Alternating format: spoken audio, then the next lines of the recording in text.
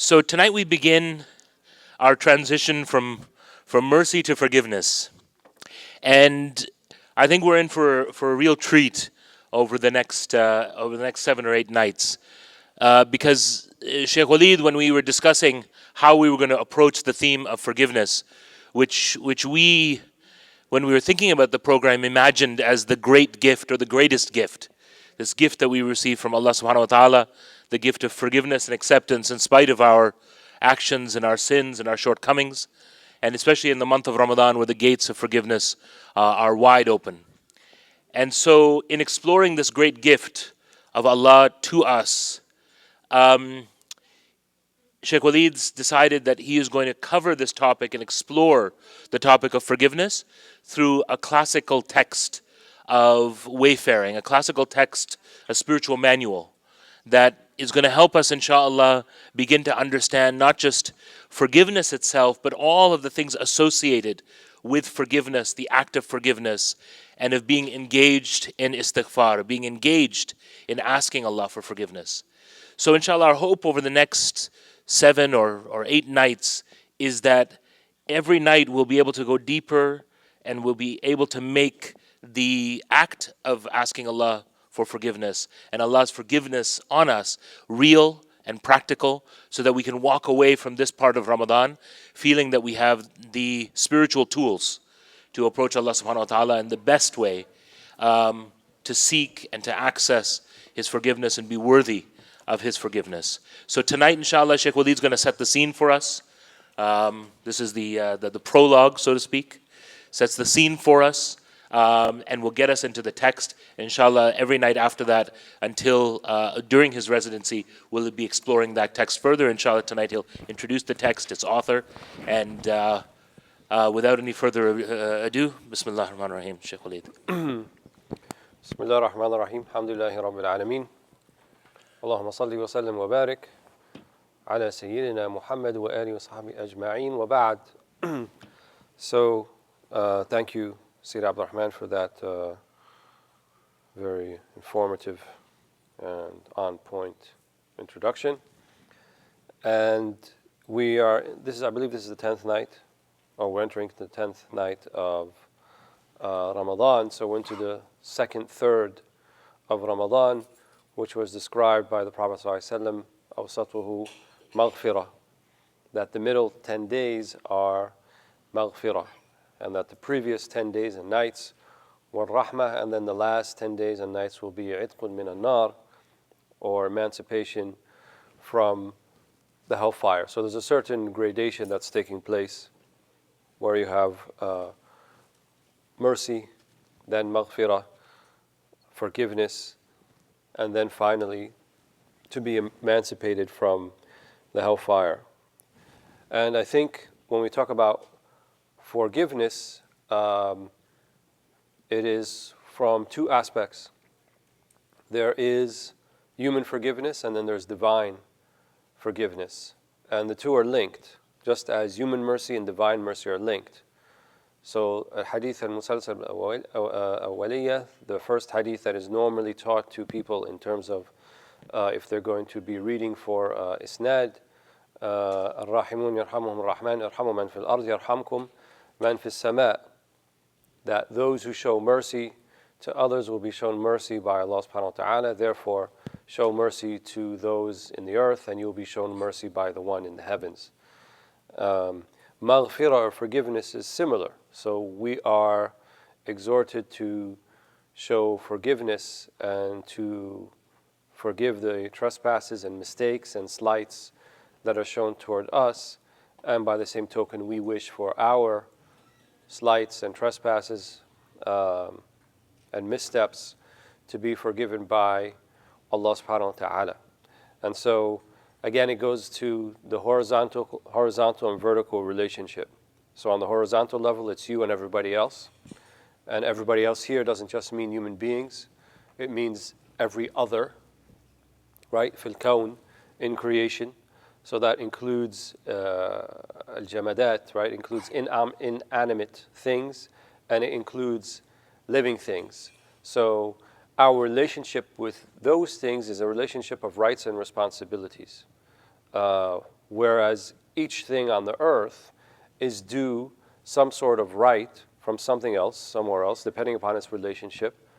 But that translates into a fulfilled responsibility from the one who has to fulfill that right.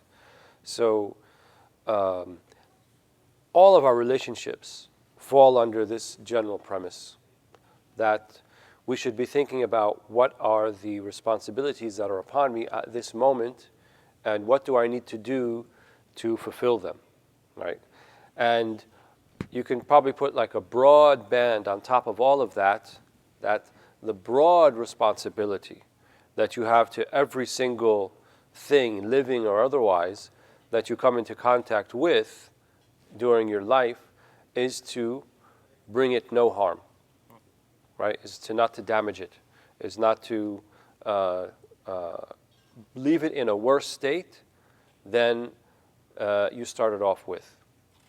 And that could mean for a living thing that, you know, you're walking to school and that anthill that you saw and you just thought it would be kind of neat to step on it or take a hose to it and fill it with water, and then you go on your way and that was kind of cool, but you caused harm, right? You caused damage. And the sanctity of everything that we come into contact with is by the sanctity of Allah subhanahu wa ta'ala. In other words, Allah sanctified it, right? And He gave you everything that you asked for, right?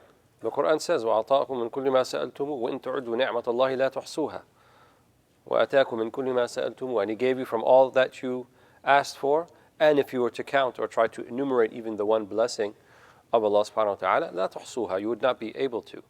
So the very virtue of that thing having ijad, right, being in existence, means automatically it's a choice by Allah.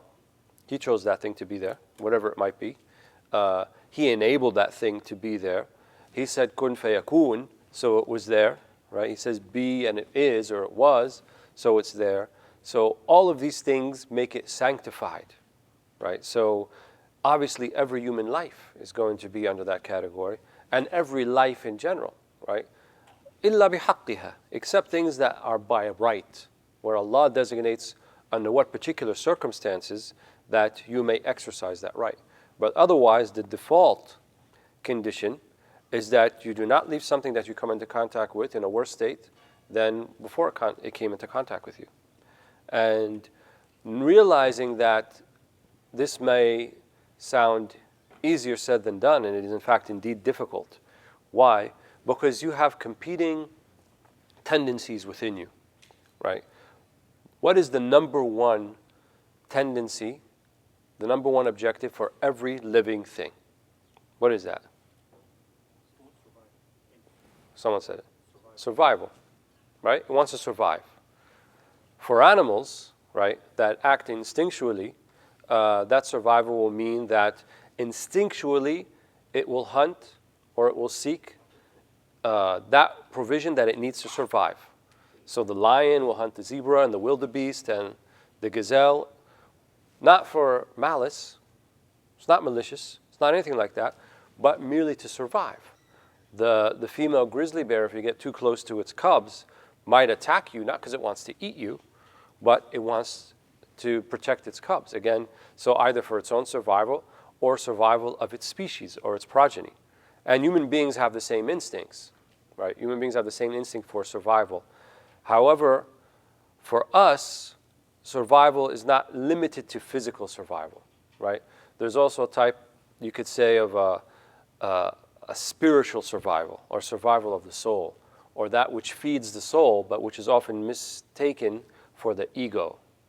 So why do people feel like they want to be praised or that they want to have status and prestige and to be seen good or lofty in the eyes of others? It goes back, I think, to the basic premise of a type of survival. Because if I am seen in this particular way, then this will ensure that I will survive in a manner, right, that I desire to survive in, and not just mere survival. Right? So for human beings, it's not about mere survival, but it's about surviving in a way that they think they deserve, or they think that is appropriate for them. So that's a competing kind of tendency within human being, thinking about your own survival, and to a great extent, the survival of your own ego, and at the same time observing the responsibilities upon you, which translate to the rights of others or other things upon you. So more often than not, what will people do? They will favor that which favors them rather than that which favors the other. And as a result, mistakes can be made, right? And this is what we mean by sins and mistakes and missteps and transgressions. And that is part and parcel of being a human being, right? Every son of Adam and daughter of Adam is khatta'u khayru khatta'in at-tawwabun. Everyone makes mistakes. And if we did not make mistakes, then Allah would replace us with another group who would make mistakes. So the idea of making mistakes is inherently human, right? We don't really say animals make mistakes. Animals don't sin. They do exactly what they're supposed to do. But we have been given this allotment, right, of choice and volition, where we can choose to make a mistake, or we can choose to do something else, or we can choose a myriad of things. So as a result, we can fall into sin, right? We can fall into mukhalafa, right? Because Allah subhanahu wa ta'ala, He doesn't leave us to our own devices to figure out what are the rights and responsibilities that need to be fulfilled, but He outlines them for us. And that system that outlines all of these things is called the Sharia. Right? So the Sharia will tell us what is it that we owe to the other, and what is it that we owe to ourselves, right? Which is really what means, what do we owe to Allah subhanahu wa ta'ala? And when we say we owe something to Allah, that's really metaphoric, because Allah doesn't need us. He doesn't need anything from us. We do not add anything to Him by obeying Him, nor do we decrease Him by not obeying Him. So that means that what we think we're doing for Allah subhanahu wa ta'ala in actuality is for our own souls, right? It's for our own salvation. So at the end of the day, it's going to come down to, are you fulfilling the rights of the soul, your own soul upon yourself, and are you fulfilling the rights of the others upon you? And when you don't do that, this is when we fall into a mistake, and we fall into slip or transgression. So this requires seeking that to be expunged from our record. And the way that we can have that expunged from our record is by seeking forgiveness, right? And interestingly enough, Allah subhanahu wa ta'ala makes it much easier to seek forgiveness from Him when we make a mistake with Allah, in other words, something that doesn't affect any other living being, versus making a mistake with other living beings. It's a much harsher criteria. Why? Because ultimately, in some form, it's left up to them whether they want to accept that or not. And if you transgress against someone or something else, then they have the right to either forgive you, to pardon you, or they have the right to seek their just due, their haqq. Right? And the Quran mentions this explicitly. It does exhort us to forgive. وَأَن تَعْفُوا أَقْرَبُ لِلتَّقْوَى. Right? And to pardon others, it's closer to taqwa. So, however, it does not completely negate the right of anyone to seek their right when they are being transgressed against. But why is it closer to taqwa to let things go and not to seek your right? Because it's a very fine line. Justice in this life is never exact. At most, it will be approximate. And so when it's only approximate, if you seek justice, how sure are you, how certain of you that you're going to have it in the exact required amount and you don't go over by a hair?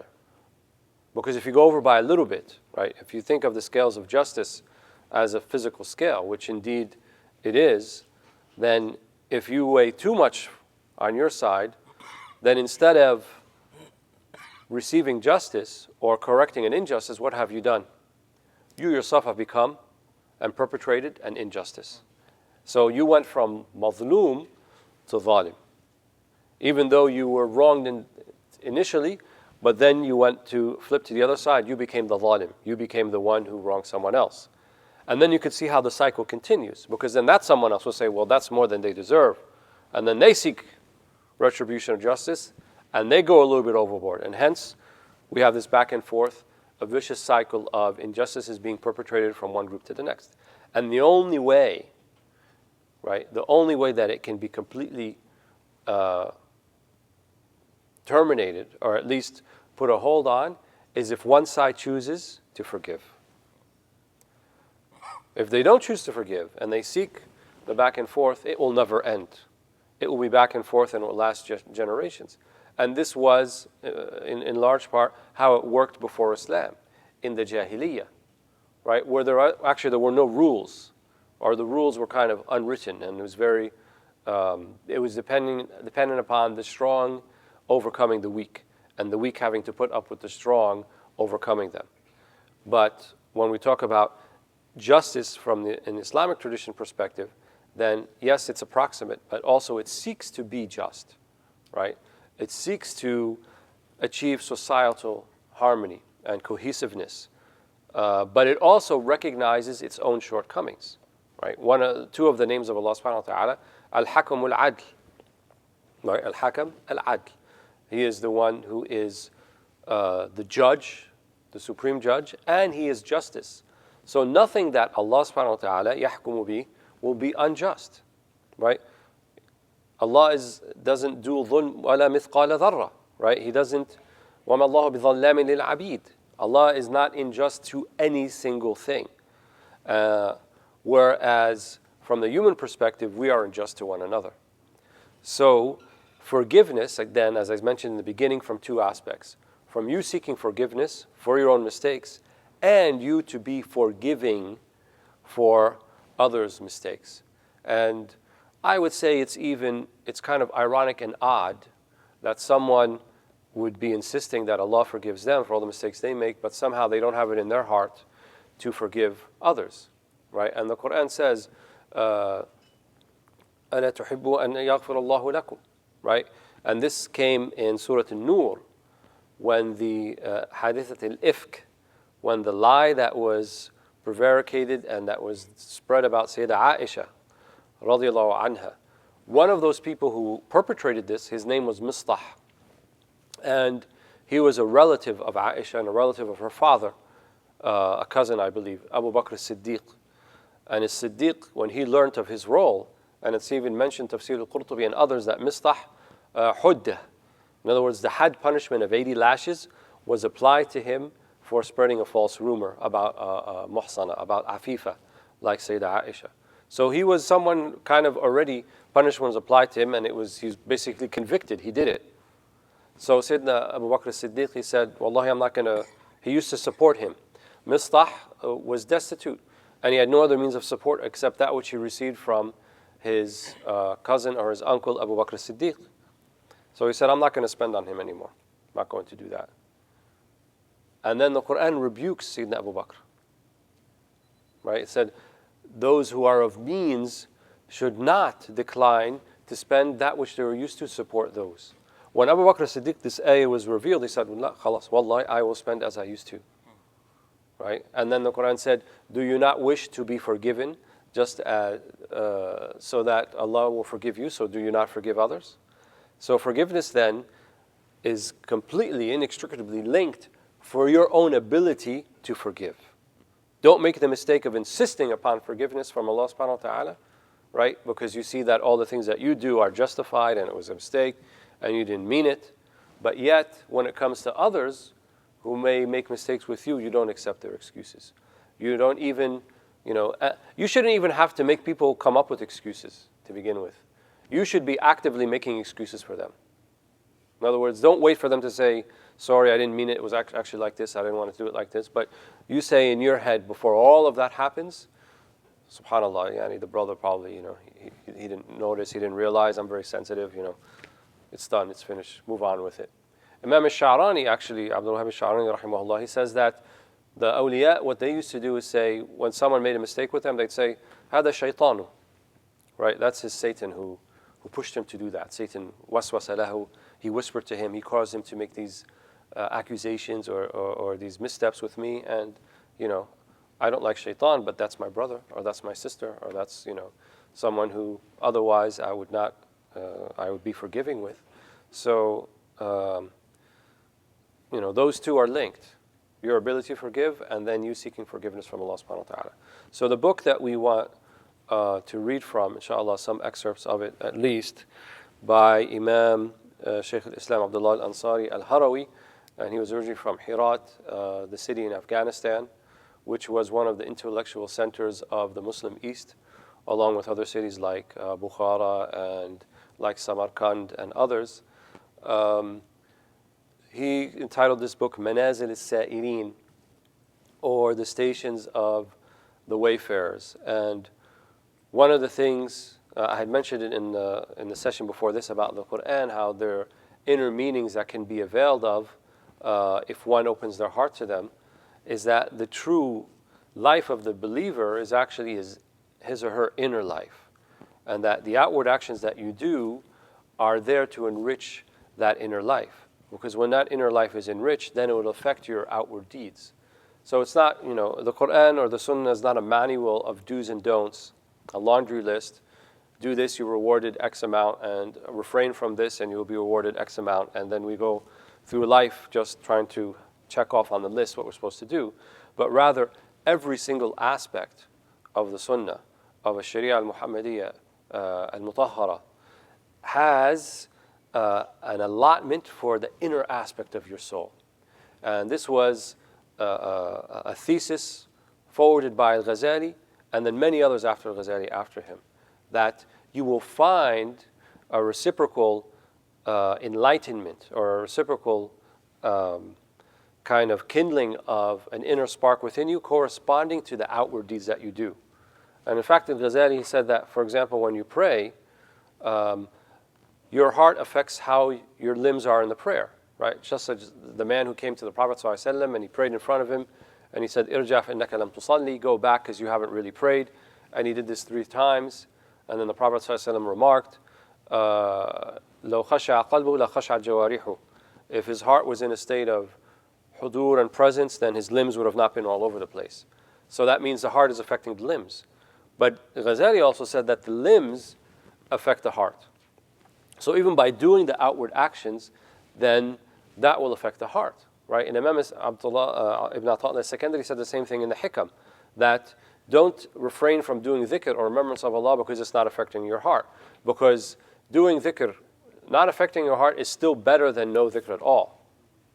So you do dhikr until, the natija or the result you hope it comes, and Allah will be forthcoming with that. But you do it because that is the adab, right? That is the etiquette with Allah subhanahu wa ta'ala, that He asks you to do those things, and so you do them.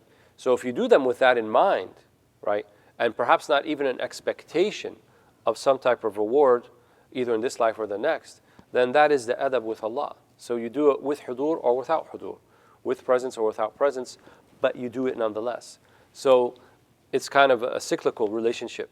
So the limbs are definitely affected by the heart, but indeed the actions of the limbs themselves can have an effect on that heart. So if you say subhanallah with your tongue, or la ilaha illallah, or hasbunallah wa ni'mal wakeel, or la hawla wa la quwwata illa billah, or salat al nabi sallallahu alayhi wa sallam, and you do it enough, then the heart will begin to respond, right? Just like someone who's la qadarallah, yani someone's kind of cardiac arrest, and they bring out the what are those things? Paddles.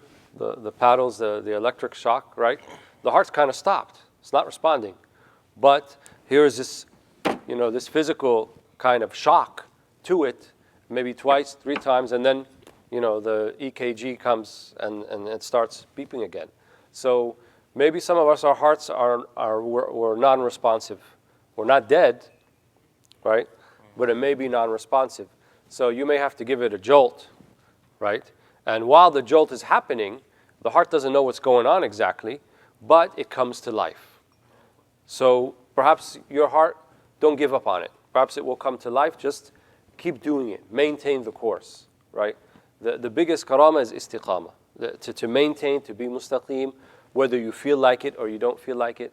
In this age of instant gratification and self-delusionment, I would say, it's important that we don't let the idea that, well, unless it feels right, unless it feels good, then, I'm not into it.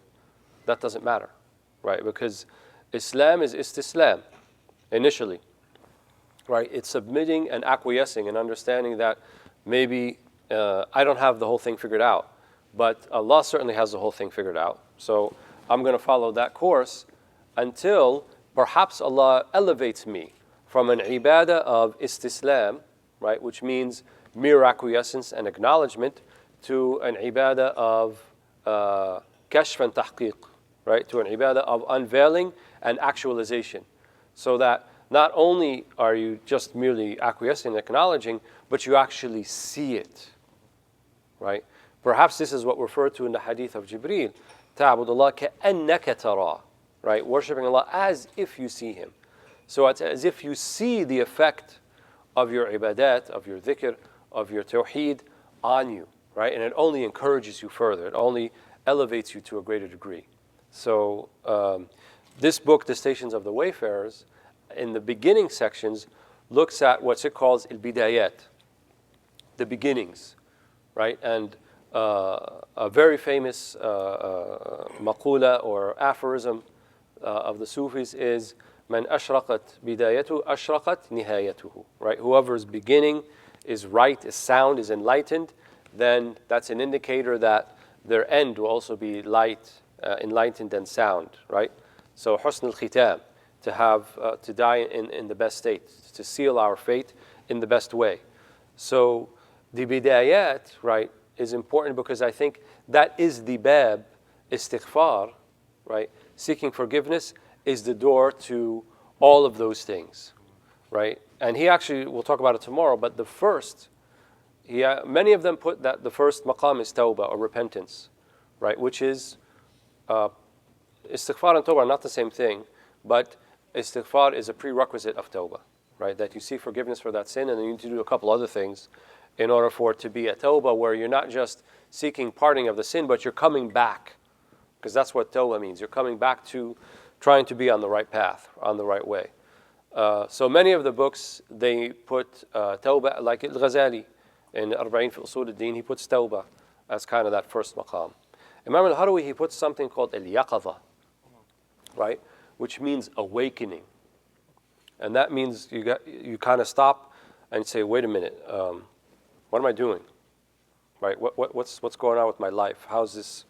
You know, where is this heading? What is the route that I'm taking? What is the path that I'm taking? And you stop and say, let me wake up. I want to do something different, right? I want to be on a path to God. I don't want to just merely subsist and eat and live and go to sleep and do the same thing that everybody else does, but I want to do something much more than that. And then he follows it with tawbah. So when you decide that you want to wake up, right, and you decide that you look at your life and say, wait a minute, I got a lot of mistakes. So I need to work on that first, to address those mistakes via istighfar, right, and then via tawbah. Then he goes into the steps after that, right? Because rather than continually making the same mistakes, we kind of want to go beyond that and want to stop doing those mistakes, right? So we often talk about istighfar, and I just mentioned the hadith, كل إنسان خطاء, every human being makes mistakes, right? But there are certain types of people, when they get elevated to a particular place, we call them mahfuz, right? They're not ma'soom, al-isma, right? Lillahi wal-anbiya. Infallibility is only obviously for Allah and in a human form for prophets and messengers. But for everyone else, there's this thing called hifz, right? Which means Allah preserves you. He kind of protects you from falling into those egregious errors. And there's a path by which you can try to get towards that, right? And this is what people like Imam al-Harawi and people like al-Ghazali and people like Ibn Ata al-Sakandari, Abu Hassan al-Shadhali, Abdul Qadir al-Jilani, Imam al-Junaid, you know, many of them, Imam Zarruq, they talk about how you can be on this path and maintain that path so that not necessarily that you make less mistakes, but you realize them, right? Like the Quran mentions, those people who الذين إذا مسهم طائف من الشيطان تذكروا فإذا هم مبصرون. Those who are touched by something of Satan, تذكروا, they remember. فإذا, here they said الإذا هنا الفجائية, right? It's the إذا that means all of a sudden, like immediately after. And the fa, the taqib, right? Immediately after. So As soon as they're touched by something of shaitan, تذكروا, they're like, wait a minute. I slipped, I made a mistake. Right? And there's not this big latent period where they have to come around and think about, where are my mistakes? Right? So the matter is not that you make no mistakes. The matter is, as soon as you make them, you realize them. Right? And as soon as you realize them, you come back on the path towards Allah subhanahu wa ta'ala. فَإِذَا هُمْ مُبْصِرُونَ. Right? So to me, this is an amazing verse because it's describing someone who's been touched by Satan, in other words, made a sin, and in the same verse, مُبْصِر. Right? لَيْسَ مُبْصِر بِالْعَيْنِ وَلَكِنْ مُبْصِر بِعَيْنِ الْقَلْبِ. Right? With the heart. So they have spiritual insight. And at the same time, they may have been affected by Satan. So the two are not mutually exclusive. You could be someone who makes a mistake, and you could still be a person of basira. And then hamzat wasl, or the connection between them, tadhakkaru. That's what's in between them. They remember. Right? So in order to be a person of tadhakkur, you have to be a person of dhikr, and you have to be a person of tafakkur. Right? You have to be a person of remembrance and a person of contemplation. And Imam al-Harwi talks about those two specific maqams in the bidayat, in the beginning maqamat. He talks about tadhakkur and tafakkur. So these are all inner workings of your heart, of your spiritual being, of your inner life that will assist one and put one on a path to not necessarily not making mistakes anymore, but perhaps making less of them, but realizing them when they do and opening their eyes. Because the thing that keeps people from on the right path is something called israr, an insistence. I know best. I know what I'm doing. I don't make mistakes. That's not possible for me, so forth. So the I, the ego, continually gets in the way. So part of it is about defeating the ego, and part of it is about putting oneself in a state where when those things happen, they're ready to accept them and acknowledge them and see their own shortcomings, fix them, and then move on. So hopefully we'll get to that tomorrow, inshallah. Alhamdulillah Rabbil Alameen. Jazakallah khairan, Shaykh Walead. Brilliant introduction. Stay tuned for the development of this over the coming days, inshallah. Jazakallah khairan. And for those of you who are watching, we're going to be, everything as it has been in Ramadan will be live streamed both on Facebook and our YouTube channel and available on our podcast. Thank you everyone for your patience. Without any further ado, I'm going to ask Sidi Ahmad to call the adhan, and we'll pray Isha right away.